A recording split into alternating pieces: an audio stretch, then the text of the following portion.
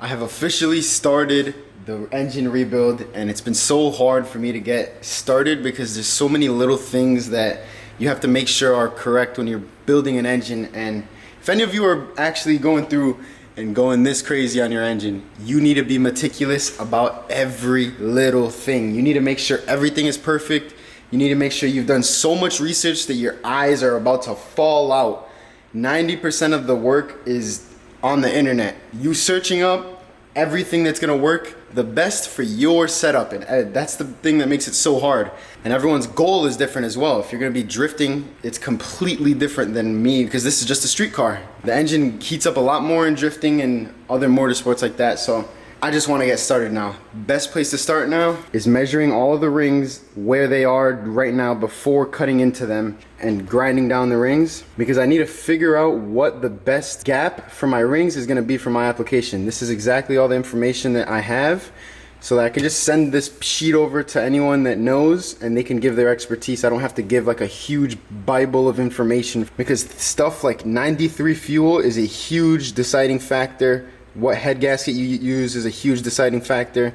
What compression ratio the pistons are, the bore, all that. So I did the first ring, and the second ring is opened up very wide. I think that's about where I want to keep it. So because of that, I now want to go in and measure all the other rings, because factory is this size right here. So this is obviously not factory, but I need to make sure that they're all consistent for me to, you know, let's get into it. So I can come over here and take the ring off of the piston.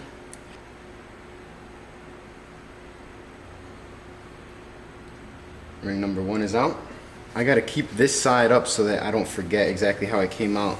See, like small stuff like that. I wanna make sure this ring always stays up, because it is universal, but you know, I wanna put it in exactly how it came out. Sometimes they are not universal though, but it's just one of those things. I want to keep them exactly how they came off the pistons. Another thing, you want to make sure you're measuring the rings in the direction you're actually going to set them in. So I know the first ring I'm going to set the gap on this side, and then the second ring I'm going to set the gap on this side. So like I'm going to measure it on the side that I'm actually going to put it in. I can't tell if I flipped it upside down when I did that though. Damn it, see, like I'm almost positive you only want to get it down to flush with the piston right there. Now I can come in with the feeler gauge. 0.19. Let's see if that fits. It does fit. So here you can see a little gap. I just want to get that feeler gauge. So 19 thousandths fits through. So I gotta go up one more until it doesn't fit anymore. 20 thousandths fits. 21 thousandths. 21 thousandths is kind of struggling, so I'm assuming it's going to be a 20 thousandths. And you always want to make sure the feeler gauge is going in dead straight and no angle at all. Just come over and write it down on the notepad. The second ring has an actual notch that has to go down, so the second ring is very noticeable which one is up and which one is down. And they have a little N on the ring itself, which N is top side up.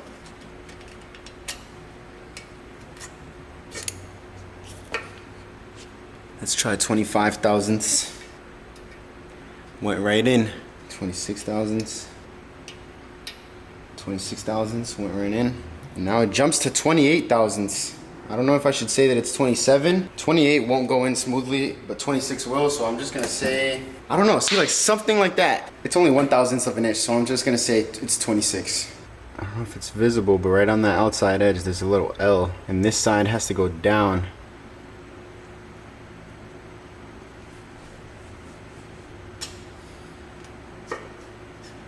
$19 thousandths fits. 20 thousandths also fits, but kind of snug. 21 thousandths definitely does not fit. Instantly start with a 26 thousandths. Like nothing. That went in so easily. 28 thousandths went in kind of like nothing. Damn. 30 thousandths went in like nothing. Oh shit. 32 thousandths fits. Damn. Oh no. These 35 thousandths gonna fit. No way. Please don't fit.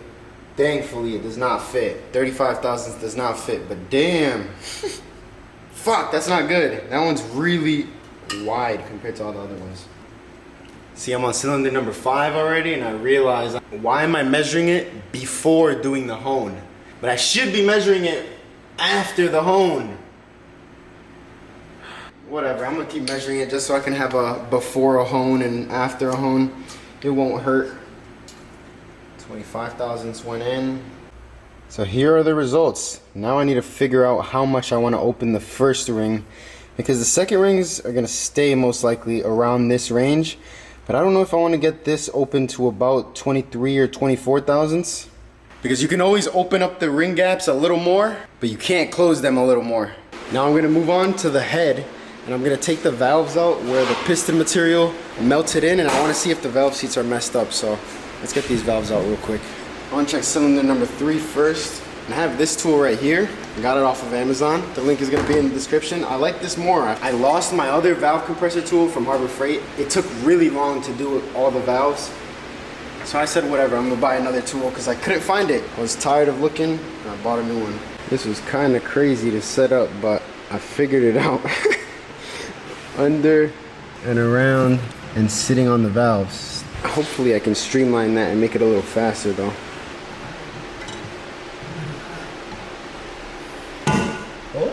That was it breaking loose. I don't like that the weight of the head is on this.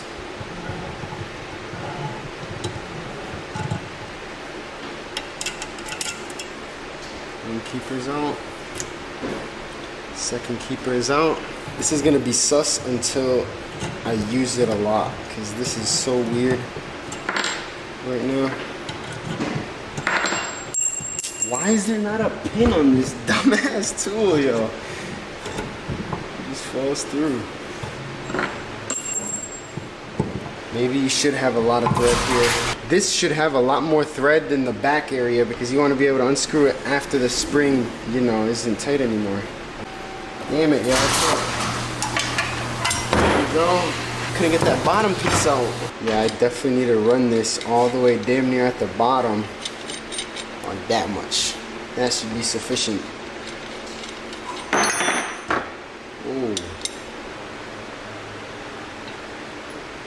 There's the valve, the crispy valve. The valve seat might actually be fine.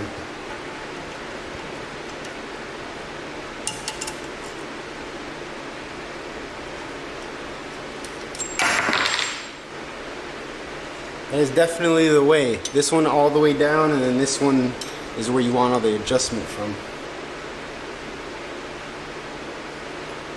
And the valve is out as well.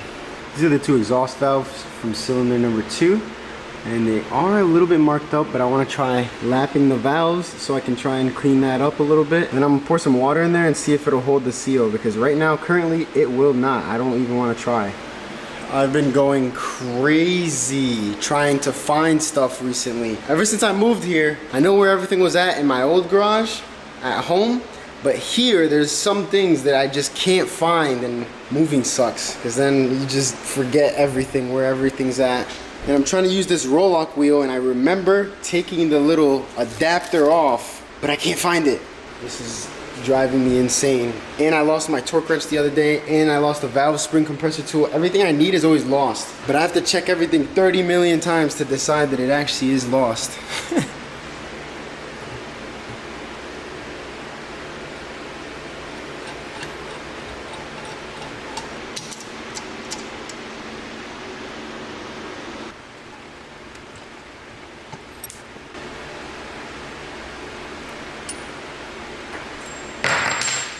You just set it up against the valve on the back and then tighten this up, and it's so easy actually. I like this tool a lot.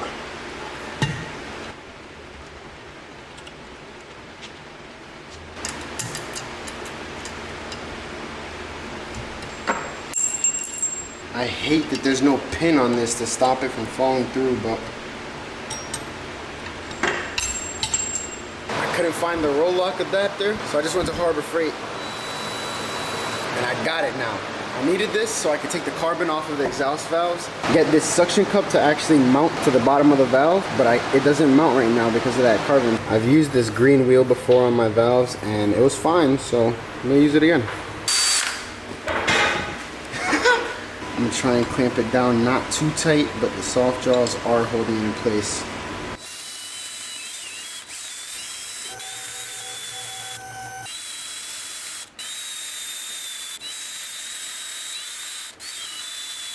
It's chewing at it a lot, but I don't really care, so I'm gonna keep going.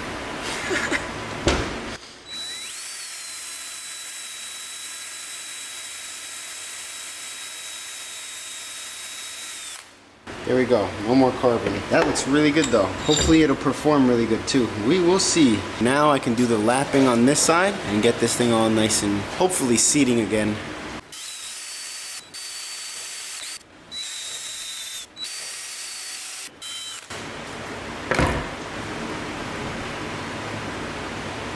These are the valve seats before, and hopefully the lapping cleans that up. The little notch right there, that was a little bit of burnt piston that got in between.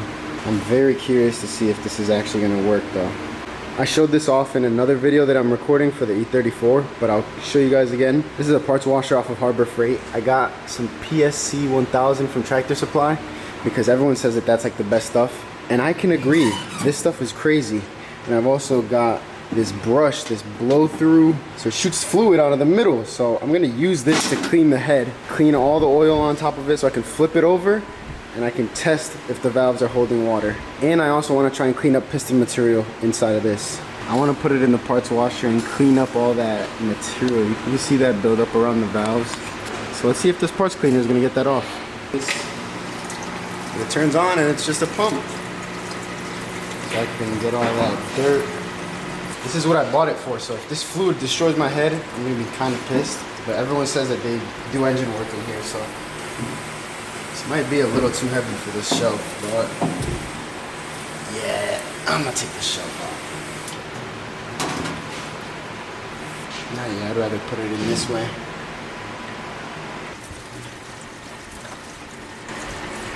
Oh no! That fluid actually landed on my sock and dried my skin out completely, and my shoe rubbed through my skin and irritated the life out of it. So please be careful. Don't get this stuff on your skin.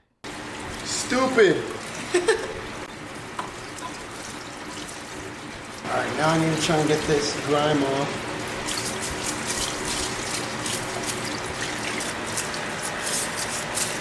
I just want to get all that old material out of there if I have any chance at saving this head without doing a full valve job.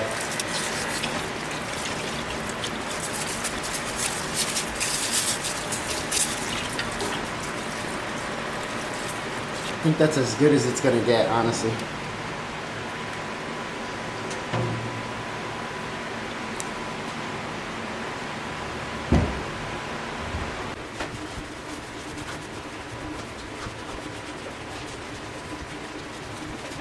Now the lapping tool just clicks right onto these. I wiped it all down and it's as clean as it's gonna get, so valve grinding compound.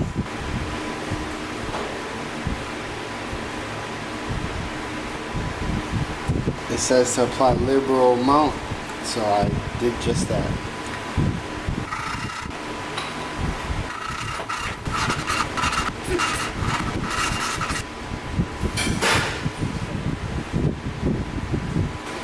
It definitely cleaned the valve a lot. The valve seat actually looks a lot better. I might do one more round of lapping. Damn, that looks good. I have faith that this is gonna seal.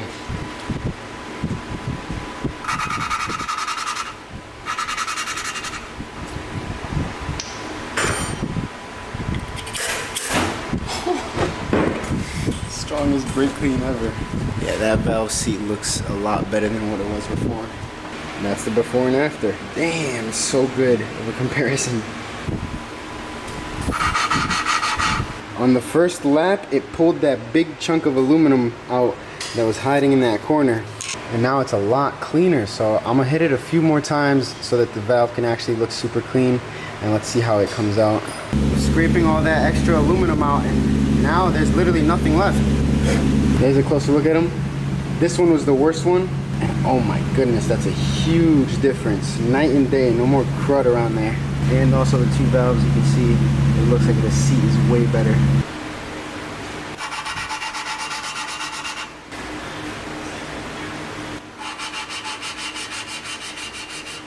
Here are all 4. They look nice. Now I'm gonna throw these valves back in and see if it's sealing.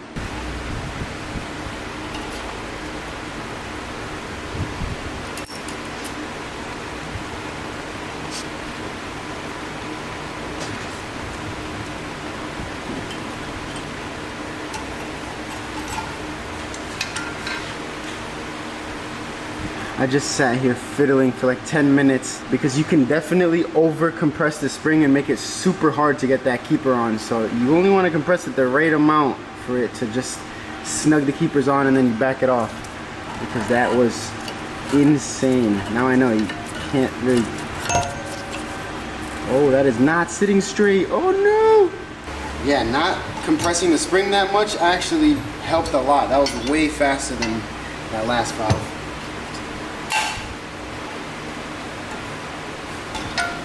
Here we go. Now we can test to see if all the valves are sealing. I'll put these old plugs in just so it doesn't leak out from there.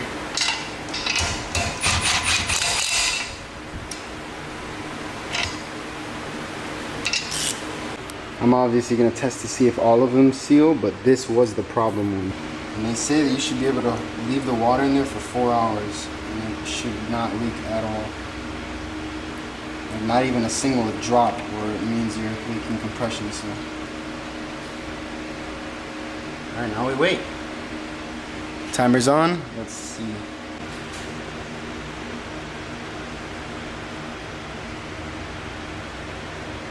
So I can come into my checklist. All of you should have one of these for your project cars. This is the best way to not get overwhelmed. Right here, wash head and parts cleaner, grind valves, test all water in the seats.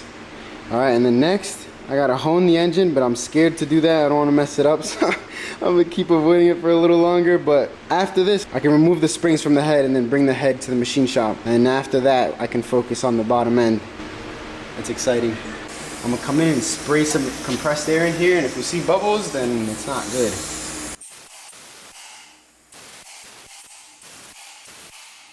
Definitely nothing.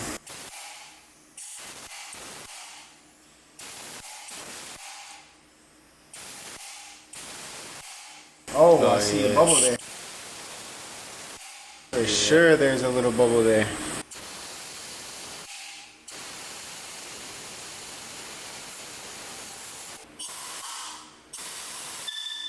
Oh, it's so loud. It's so loud. Holy shit! Ah, that was ear piercing. Holy fuck, that was loud. My ears are ringing. That literally sounded like a flashbang. Whoa.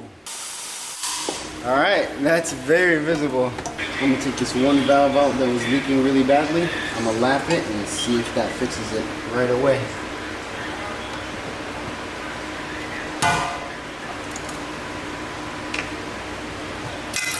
Oh shit. Where'd that keeper go? Into the exhaust, yo.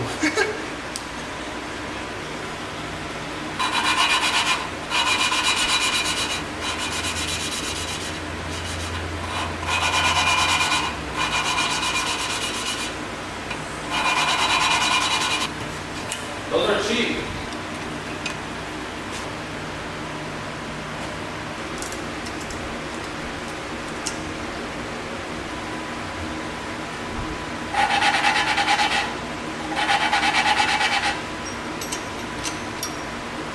Now let's see if those cylinders are still bubbling.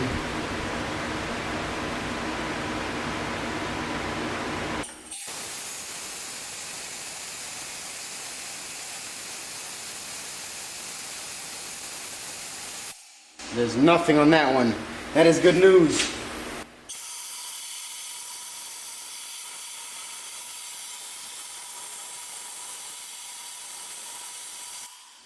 That is so much better. What? Let's go. So there, I'm gonna fill them all up with the water and leave it overnight and see what it's looking like when I come back.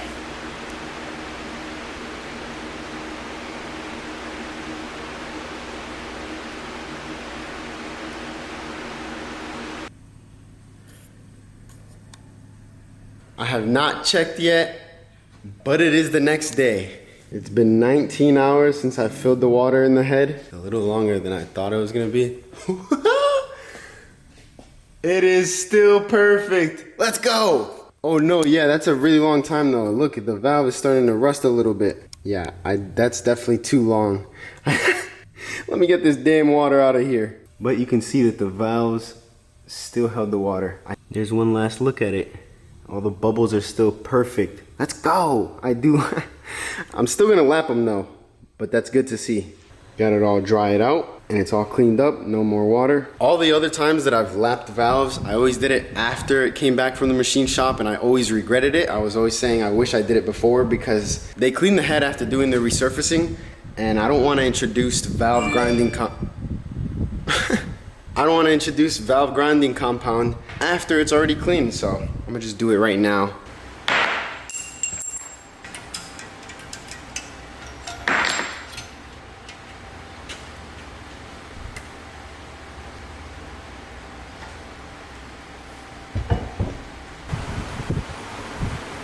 I completely forgot to grind this down first.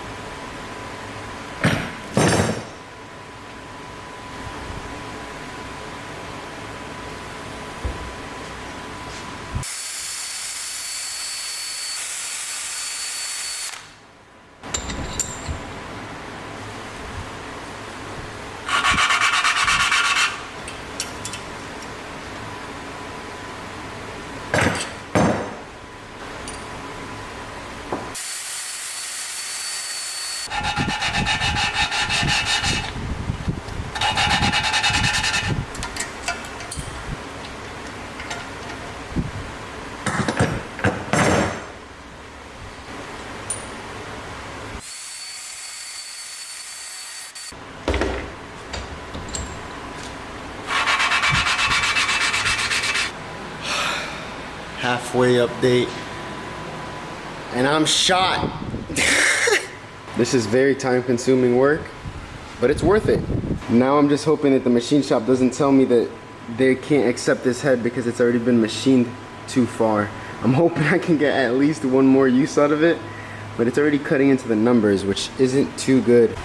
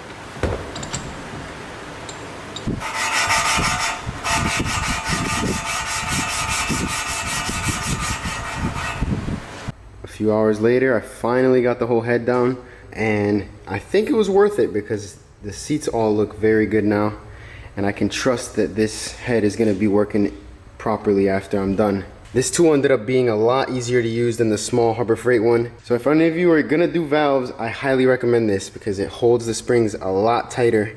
And with the other valve spring compressor, I always felt like it was gonna pop in my hands and I always had to hold it so that it didn't shoot out, and it has happened before where the spring exploded out of my hands. It's scary, but it's definitely doable with the Harbor Freight tool. Now I gotta go drop this off at the machine shop. I'm gonna leave this video at that because I just finished editing and it's already pretty long, so I'm gonna leave it to another series, and this is a pretty good opportunity to ask you guys for your opinion, for those of you that know. Where's my notepad? What do you guys think about the current ring gap? Because I might open up this first one to 21 thousandths or 22 thousandths and then leave these the same.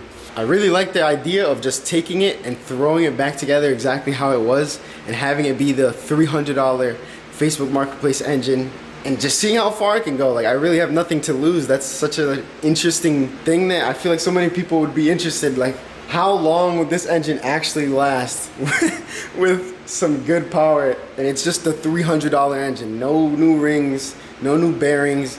It's just, I don't know, but it could also be a dumb idea and it blows up instantly. So I'm willing to take that risk now though. Let me know what you guys think. Oh, also, I do want to do the hone on my own, just because I feel like everything I do, you guys can do. So I need to at least put on display what could be done and what can't be done. My guy Omar was just saying exactly how the old heads were saying that they were just honing V8s in their backyard and making power and just going and having fun. That's exactly what I'm trying to do. Just have fun on my own and not on a big budget, because I don't have that much money. Follow me on Instagram right here at E30Joel to stay up to date with everything that I'm doing. And yeah, thank you for watching.